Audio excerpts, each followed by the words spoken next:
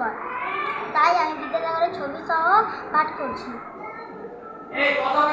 বাড়িতে কেরোসিন তেলের অভাবে লম্ফ জ্বালাতে না পেরে ছোট্ট ঈশ্বর কলকাতায় রাস্তার গ্যাস বাতির আলোয় পড়াশোনা করতেন। মায়ের আদেশ পালন করতে ঝড় বৃষ্টির রাতে দামোদর সাঁতার কেটে মায়ের কাছে যান বিদ্যাসাগর। দাঁড়াও, এই যে ঘটনাটা তোমরা কি জানো? এই ঘটনাটা বিদ্যাসাগর একবার ওনার মা বিদ্যাসাগরকে চিঠি লেখেন যে ঈশ্বর তুমি একবার বাড়ি এসো। তখন ঈশ্বরচন্দ্র বিদ্যাসাগর তখন কলেজে পড়াতেন।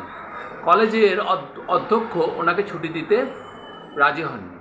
তখন উনি বলেছিলেন তাহলে আমি চাকরিই ছেড়ে দেবো, কিন্তু মায়ের আদেশ আমাকে যেতেই হবে। এরকম এক বিকেলবেলায় ঝড়ের রাতে তিনি যখন নদীর ধারে এসে উপস্থিত হলেন, দামোদর নদের ধারে এসে উপস্থিত হলেন, তখন তিনি দেখলেন সেই নৌকো ঘাটে সাধারণত নৌকো থাকে, নদীর পাড়ে নৌকো থাকে, কিন্তু সন্ধ্যাবেলায় প্রচণ্ড পরিমাণ বৃষ্টি, ঝড় জল, দুর্যোগের রাত, কোনো নৌকো নেই। তখন বিদ্যাসাগর কী করলেন? সাঁতার কেটে বাড়ি গিয়ে পৌঁছালেন। তখন তার মা, বিদ্যাসাগর পুরো ভিজে গেছেন, ভিজে গিয়ে তার মাকে বলছেন, মা আমি ঈশ্বর। এইবার ঈশ্বরের মা ভগবতী দেবী দেখলেন রাত্রেবেলায় ঈশ্বরের গলার আওয়াজ, এই দুর্যোগের রাত, তো দরজা খুলল, কী রে তুই এত দুর্যোগের রাতে এলি?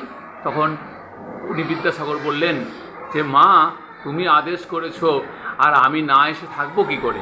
বিদ্যাসাগর এত মাতৃভক্ত মানুষ ছিলেন, মাতৃভক্ত মানুষ ছিলেন। আজ বিদ্যাসাগরের জন্মদিনে আমরা তার এই জীবনের টুকরো টুকরো ঘটনাগুলো আমরা পড়ছি ছবি সহ এবং নিজেদেরকে উদ্বুদ্ধ করছি।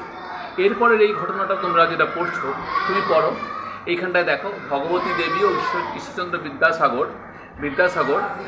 বিদ্যাসাগর দরিদ্র গ্রামবাসীদের শীতের গরম চাদর বিতরণ করছেন। দেখতে পাচ্ছ সবাই তোমরা এই ঘটনাটা কি ঘটেছিল?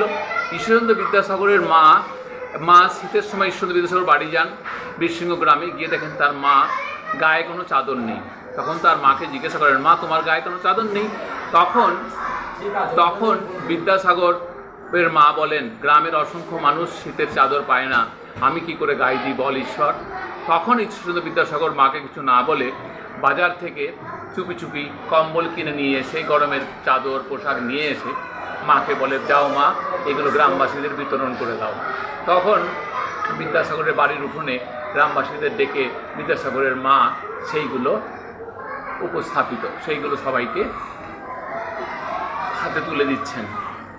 আর এরপর থেকে বিদ্যাসাগরের মাও বিদ্যাসাগরের দেওয়া নতুন শালটা গায়ে দিলেন। এরপরের ঘটনাটা দেখো যে বিদ্যাসাগর এত সাধারণ মানুষ ছিলেন, একটা অনুষ্ঠান, সেই অনুষ্ঠানে বিদ্যাসাগরই প্রধান অতিথি। বিদ্যাসাগর সেই অনুষ্ঠানে ঢুকতে যাচ্ছেন, সেখানকার দারোয়ান বিদ্যাসাগরের পোশাক আশাক দেখে বিদ্যাসাগরকে ঢুকতে বাধা দিচ্ছেন। কিন্তু আশ্চর্য, বিদ্যাসাগরই ছিল সেই অনুষ্ঠানের প্রধান অতিথি, যাকে কেন্দ্র করে অনুষ্ঠান অনুষ্ঠিত হচ্ছে। তার মানেটা কি? আমরা জীবনে অনেক বড় হব, কিন্তু আমাদের সহজ সরল সারল্য, সিম্পলিসিটি, এটা কোনোদিনে আমরা